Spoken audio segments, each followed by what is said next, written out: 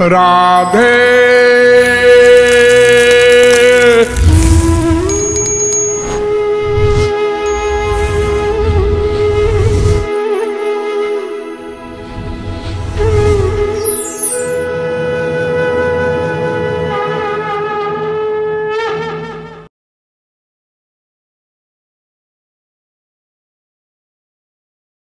कृष्णावतार की एक लीला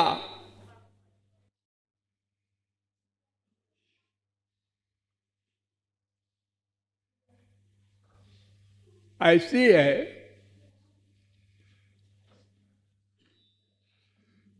जिसमें बड़े बड़े बुद्धिमानों को भी भ्रम पैदा होता है।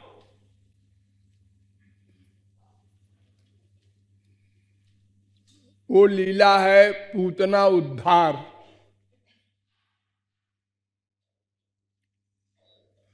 पूतना का उद्धार क्यों हुआ, ये प्रश्न है।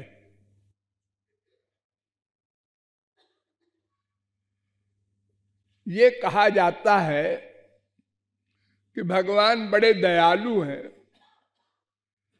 इसलिए उन्होंने उद्धार कर दिया।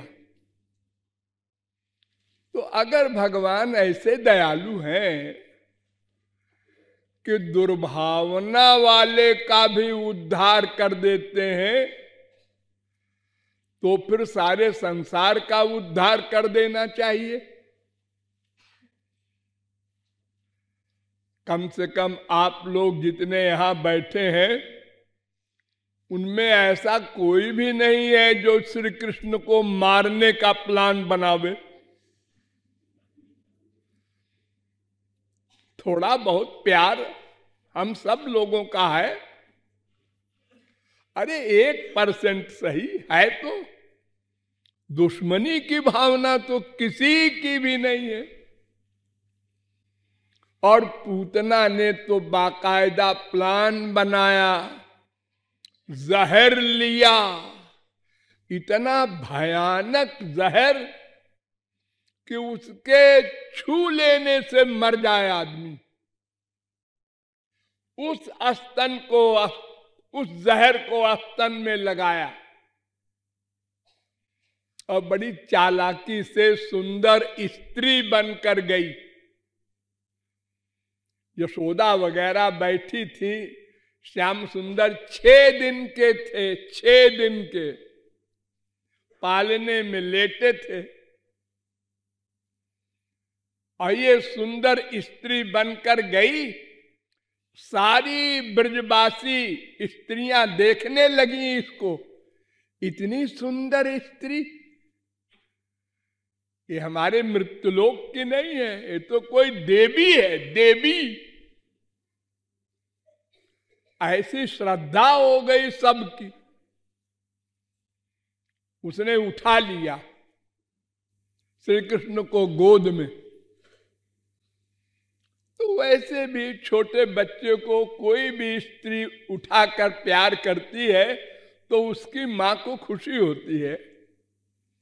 आप सब लोग एक्टिंग करते हैं दूसरे के बच्चों के साथ, उसके गाल में ऐसे ऐसे कर दिया, कर दिया, उसकी मां को खुशी हो गई।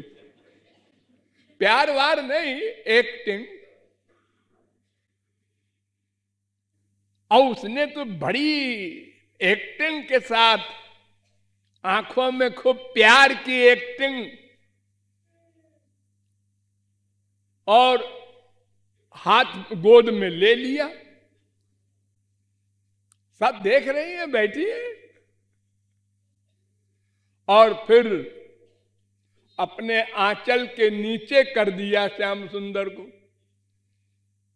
और अपने स्तन को श्याम सुंदर के मुंह में जबरदस्ती डाल दिया। छू जाए होठ में मर जाएगा लड़का, ऐसा जहर। खैर उसके बाद नाटक हुआ। श्याम सुंदर ने पीने की एक्टिंग करके उसके प्राण को पी लिया। वो विराट रूप धारण करके आकाश में ले गई श्री कृष्ण को। 12 मील लंबी बन गई, 12 मील लंबी। और श्याम सुंदर ने उसका स्तन छोड़ा नहीं, प्राण खींच लिया स्तन पीने के बहाने। जब वो गिरी जमीन पर हजारों फुट ऊंचाई से, तो 12 मील के पेड़ सब गिर गए और बड़ी भयानक आवाज हुई। खैर वो मरमरा गई, उसको गोलोक दे दिया। तो सब महात्माओं ने मीटिंग की कि गोलोक क्यों दे दिया जी? अरे श्री कृष्ण ब्रह्म है, हाँ, अंतर्यामी है, हाँ हाँ, वो पूतना के हृदय में भी बैठे हैं, हाँ, तो उसके आइडियाज नोट किए होंगे कि मार डालने की मंशा से उसने स्तन मुंह में डाला, तो उसको तो घोर नरक देना चाहिए था। गोलोक कैसे दे दिया? अहो वकीयं स्तन कालकूटं कालकूट विश्व जिघांसया, मार डालने की मंशा भी थी। पाया यदप्यसाध्वी और लेभे गतिम, परम गति को प्राप्त हुई। वेद से लेकर रामायण तक कहते हैं सब कि पूर्ण शरणागति हो तब गोलोक मिलेगा। यदा ही वैश एतस्मिन् अंतरम तु धर्म अंतरं कुरुते अथ तस्य भयं भवति। यदा ही वै तस्मिन्नु धर्मांतरं कुरुते, अगर भगवान की शरणागति में 0.1% की भी कमी है तो न भगवत प्राप्ति होगी, न माया निवृत्ति होगी, न भगवान का धाम मिलेगा।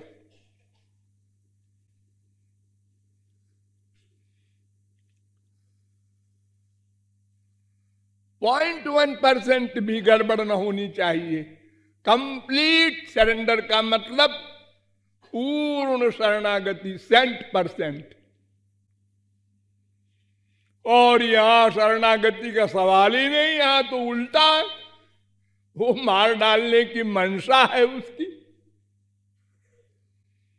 तो ये शास्त्र वेद के सिद्धांत के विपरीत पूतना को गति भगवान ने क्यों दी, कैसे दी, और अगर दी तो फिर सबको देना पड़ेगा।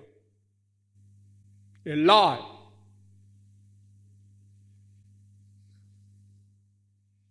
तो वास्तव में पूतना पूर्व जन्म की महापुरुष थी, ये प्राइवेट बात। जब राजा बलि के यहां वामन भगवान का अवतार हुआ था,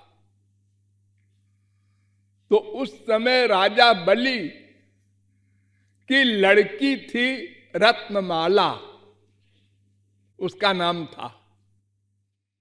वो भगवान को देखकर मोहित हो गई और उसमें मां का भाव आ गया कि अगर मैं कभी इनको गोद में लेके स्तन पिलाऊं तो कितना सुख मिलेगा।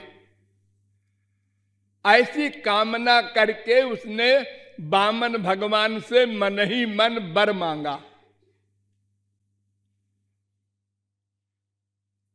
ये बलि विरोचन का लड़का था,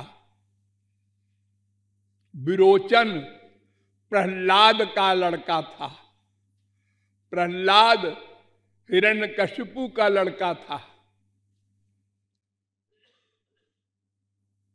देखो सब उल्टा पलटा हो रहा है। घोर राक्षस हिरण्यकशिपु के बड़ा भारी महापुरुष प्रहलाद पैदा हुआ। पैदा होने के पहले ही महापुरुष थे वो, मां के पेट में ही। और फिर उनके लड़के विरोचन के लड़के बलि फिर राक्षस, और उनकी लड़की फिर देखो महापुरुष रत्नमाला। भगवान को देखकर मोहित कौन होगा? महापुरुष। और बाकी लोग नहीं हो सकते। आप लोगों ने भगवान को 1000 लाख करोड़ बार नहीं, अनंत बार देखा है।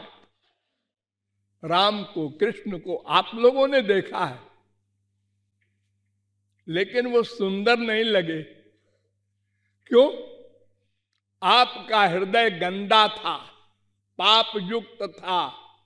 तो जाकी रही भावना जैसी, प्रभु मूरति देखी तिन तैसी। अपनी अपनी भावना के अनुसार भगवान को लोग देखते हैं अवतार काल में। केवल महापुरुष देखता है भगवान है, और कोई नहीं देखता। आंख से सब देखते हैं, लेकिन भगवान नहीं दिखाई पड़ेंगे उनको। विदूषण प्रभु विराटमय दिशा, बहुमुख कर पद लोचन शीशा। देखिए, संसार में आप किसी को भी देखेंगे तो 3 ही बात हो सकती है। या तो वो अच्छा लगे, और या तो वो बहुत खराब लगे, और या तो वो कॉमन लगे। बस और कुछ नहीं हो सकता। 3 में एक बात होगी। अगर सुंदर है तो आप देखेंगे तो बार बार देखने को मन करेगा। सुंदर लड़का है, सुंदर लड़की है। अगर कुरूप है तो एक बार देखा फिर दोबारा देखने को मन नहीं करेगा। और अगर आपकी तरह है, ठीक है, कोई खास बात नहीं।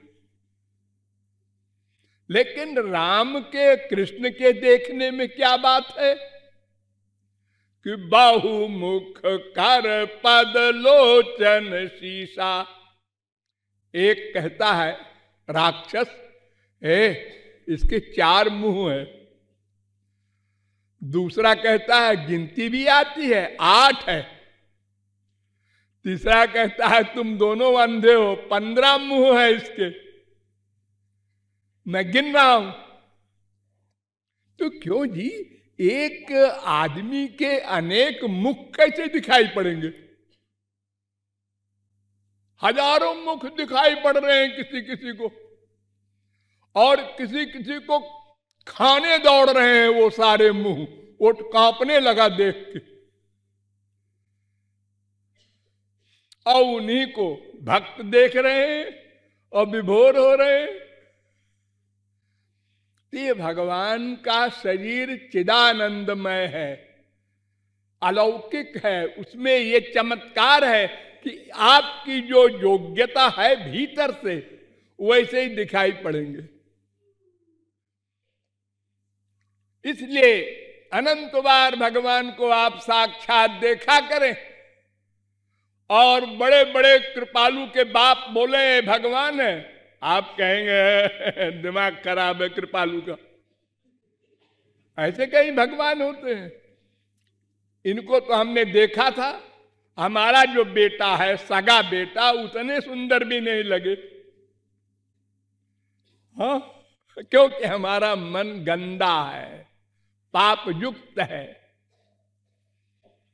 तो भगवान को देखकर मोहित होगा महापुरुष, और कोई नहीं। तो रत्नमाला मोहित हो गई वामन भगवान को देखकर। इसी से सिद्ध हो गया वो महापुरुष थी पूर्व जन्म की। और मन ही मन वामन ने वरदान दिया, अगले जन्म में मैं श्री कृष्ण बनकर आऊंगा और तुम पूतना बनकर आना, तब मैं तुम्हारा स्तन पीऊंगा। तुम राक्षस की बेटी हो, वहां भी राक्षस बनोगी, लेकिन तुमको मां का सुख मैं दूंगा और मां की गति भी दूंगा। वो रत्नमाला पूर्व जन्म की महापुरुष थी, इसलिए इस जन्म में राक्षस होने पर भी उसकी पर्सनैलिटी भीतर से महापुरुष की थी, इसलिए उसको मार करके भगवान ने गोलोक भेज दिया। जैसे शिशुपाल को मारकर गोलोक भेज दिया, रावण को मारकर गोलोक भेज दिया। ये सब महापुरुष लोग हैं पूर्व जन्म के। इसलिए ये कभी न सोचना कि बिना भक्ति के किसी का उद्धार कर दिया भगवान ने। इम्पॉसिबल, उनके यहां अंधेर नहीं होती। एक कानून है सबके लिए, ब्रह्मा शंकर भी हो तो कोई रियायत नहीं करते भगवान, सबके लिए एक कानून है, पूर्ण शरणागति के बाद ही कृपा होगी।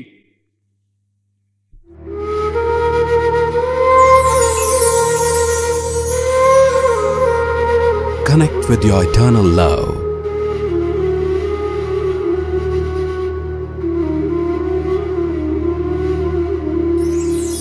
God.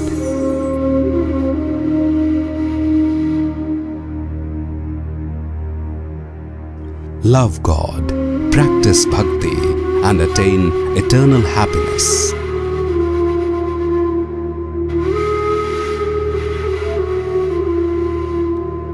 Study Sanatan Vedic Dharma, the eternal knowledge of the Vedas, and practice Roop Dhyan daily. Sanatan Vedic Dharma by Jagadguru Kripalu Parishad.